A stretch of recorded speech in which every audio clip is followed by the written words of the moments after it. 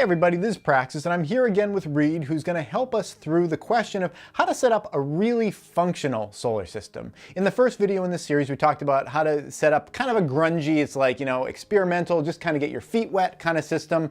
The kind of system that, is going to have some use, but is going to be kind of irritating. You got to manage it and all that. I mean, ain't nobody got time for that, The second video, we talked about these standalone units that a lot of people are buying, the pros and the cons of those. We've mostly stuck to the cons because it's like, this is fear porn, pretty much. You come to Praxis for fear porn.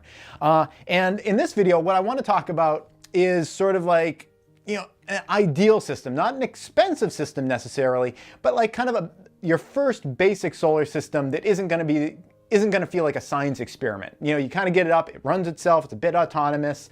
Tell me that I'm not like going too far out on a limb here, but something that kind of like manages itself and you don't have to worry about too much. So I'll tell you a little bit about Reed first. Reed, hi, thank you for joining us. Great to be here. Reed is a really smart guy. He's an IT guy. He's the kind of guy that you go to at your company to, fix a problem if you have some kind of a technology problem. Super sharp guy, and he's going to share some of that with us today. He has a lot of experience with solar, so let's go. You've got a pretty decent solar system that you've been building over time. What would you suggest to people would be a great way for them to kind of start into solar that doesn't feel, like I said, like a science experiment? Well, don't copy exactly what I did. I bought a ton of solar panels on sale, and I've been slowly putting more and more in production.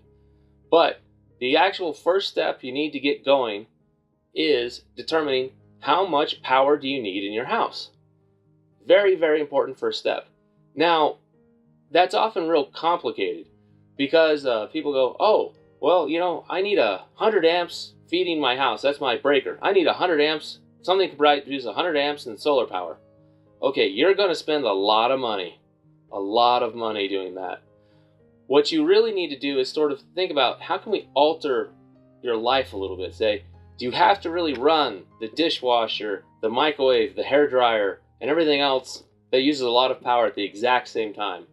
Could we maybe alter that and say, okay, I want to run the dishwasher at this time, and then I want to split it off and say I'm going to run this at this time. So if you can keep the maximum power draw a little lower, it would really help you. Now, once you know that, you need something to measure how much power do you need in a day.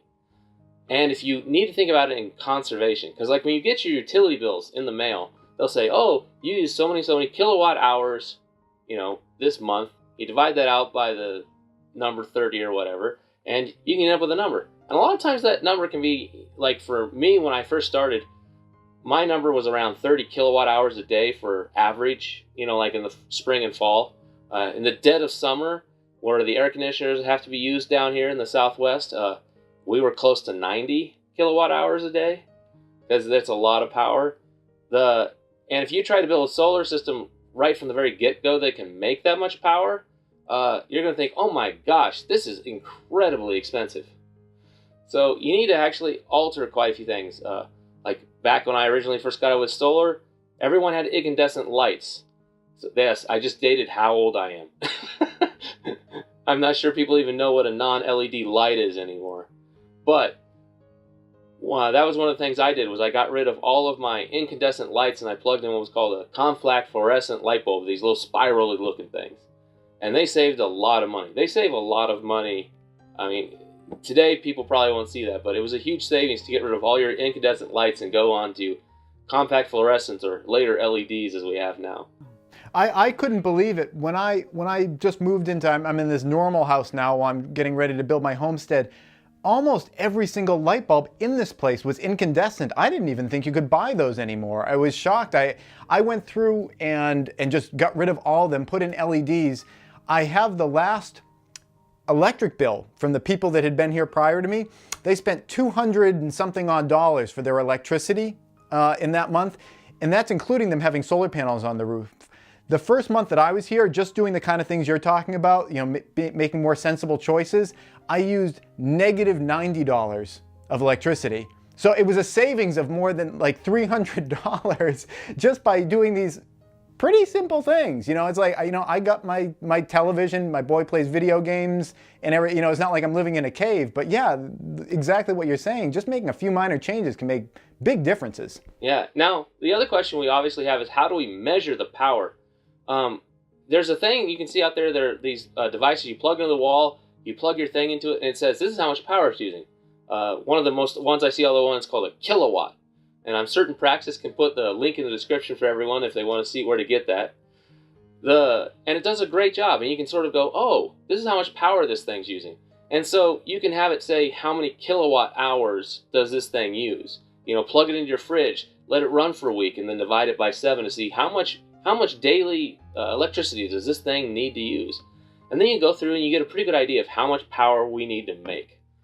Now, if you start thinking about conservation, you can start trimming that out and then get a good idea and say, okay, this is what I have. I want to do this much power. And you may decide for the initial solar thing to say, okay, certain things I'm not going to put on the solar. Like a good example is a clothes dryer. Clothes dryers for an electric clothes dryer, they use a lot of electricity, a very high amount. So you can say, okay, I'm just going to have that stay on the grid. So we'll have a separate electrical panel to keep running the clothes dryer on grid. And for the most part, we'll just dry our clothes out on the line, but if it's raining, all that, we'll use the grid power. And so then you cut that out, that really high draw, and some other stuff. So believe it or not, I first started running my house entirely on 1200 watts of power for what I wanted to run. And that was the refrigerators, the lighting system, and stuff like that. And I kept circuits for high draw applications on grid. But I first started doing this when things cost a lot of money. So today, you can go out and buy a 4,000 watt inverter, and it's I believe $1,800 for a one made to run a house. That can run washing machines, dishwashers, hair dryers, microwave ovens. It can handle running a small window air conditioner unit. The key thing is it can't run everything at once. You can run your lighting and other stuff like that.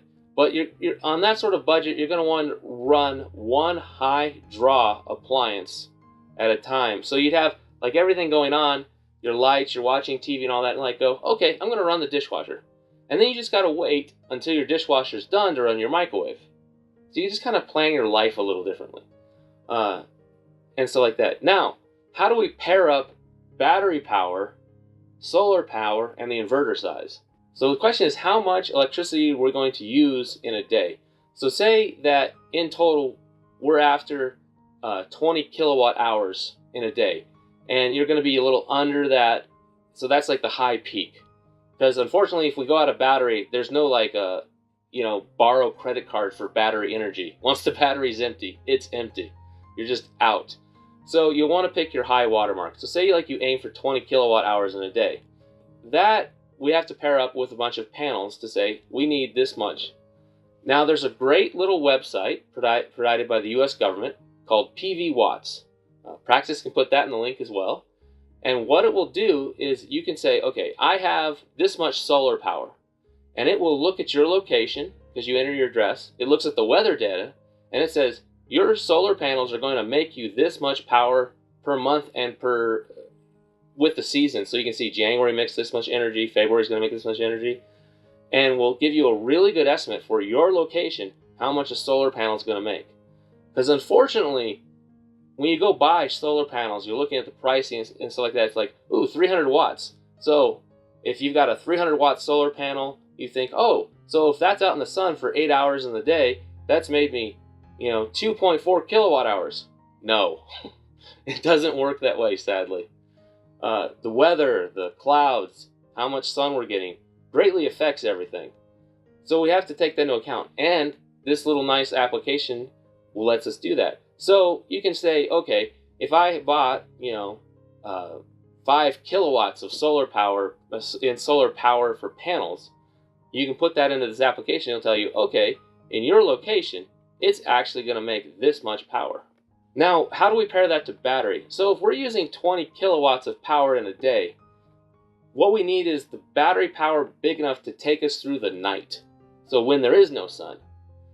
So the idea behind that is you're going to need to measure what runs at night. Your refrigerator's running. If you can keep some of the higher draw loads away from the dark hours, it can cut down the size of your battery.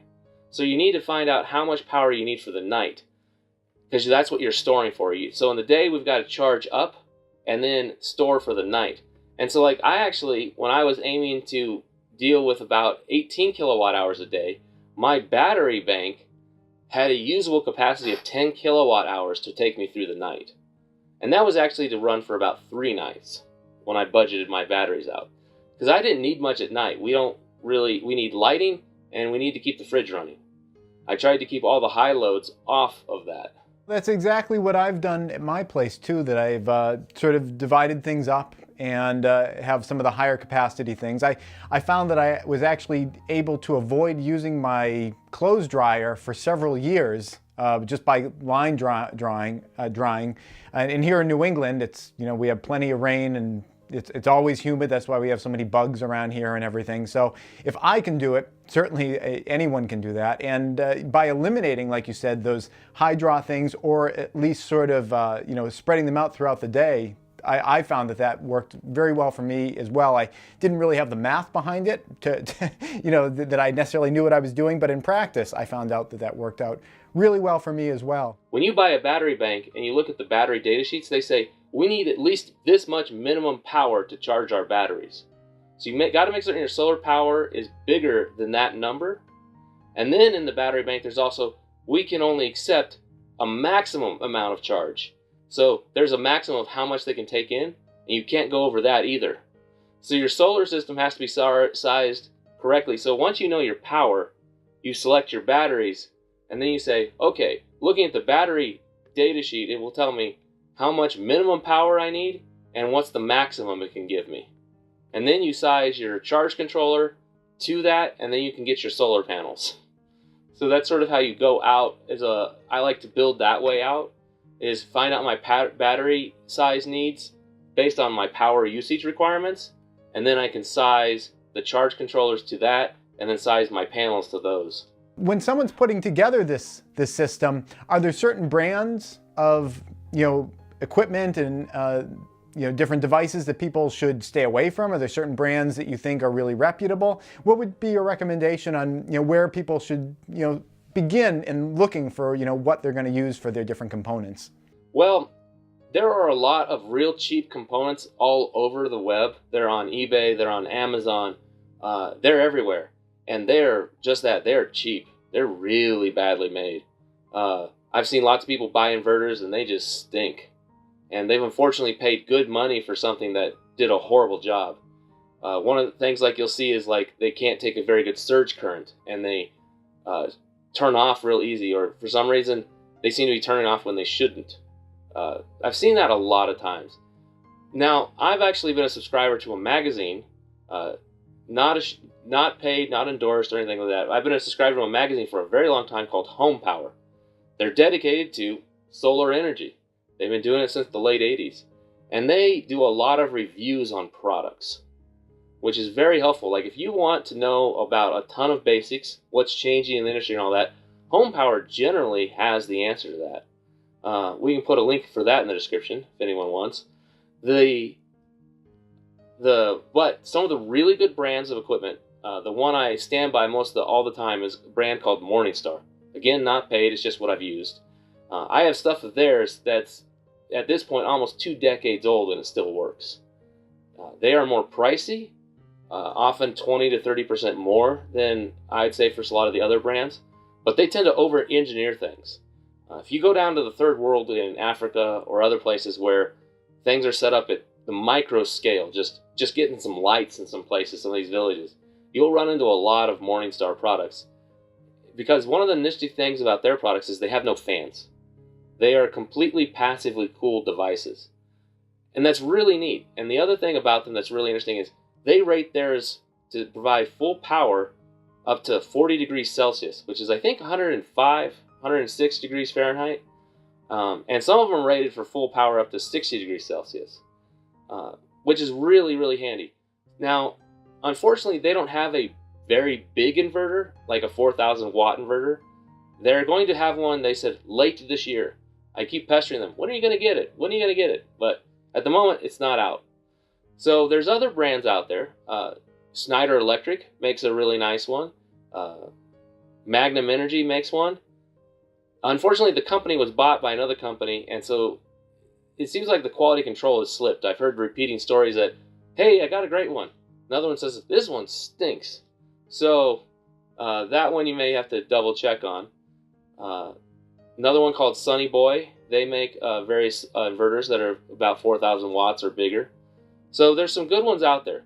Now, a rule of thumb is you should be paying around 50 cents to $1 per watt for inverter power. For a good inverter, that amount of rule. So like if you bought a 4,000 watt inverter, expect to pay around $2,000 up to $4,000 for it, and you're probably got a good inverter.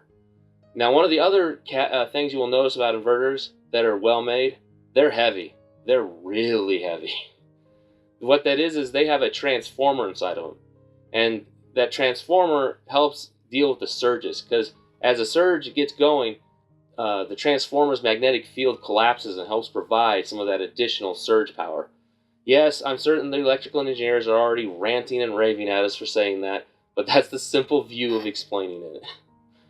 But a lot of other inverters, like I've used one from a friend that bought one called a Renology one. That one was horrible. I hated that inverter. So I actually had a Renogy inverter once. I've had two. The first one kind of fell apart. I got another one, and it seems like it was working okay, but I'd never had the amount of faith in it after the first one just spontaneously died. So yeah, they seem like they're maybe a little hit or miss. The prices are good, but hit or miss. Yeah. Now, when you look at a lot of these inverters and all these pieces, there's a lot to wire up. I mean, there's a lot of wires going everywhere.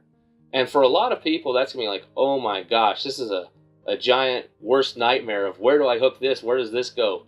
And stuff. And then you've got all these other little side sensors and all these things. It's like, oh my gosh, what do you do?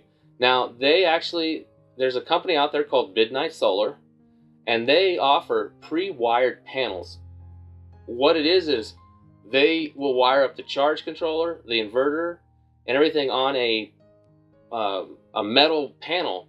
And so pretty much you're hooking up the battery and the solar panels to it.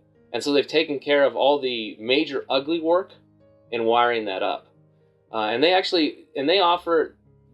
That company usually makes what's called interconnect equipment. So like boxes, breakers, and stuff like that. They offer these power panels for several different inverter brands. And they have ones for Magnums, they have ones for Schneider Electrics, they have ones for Sunny Boys. They have a nice selection there.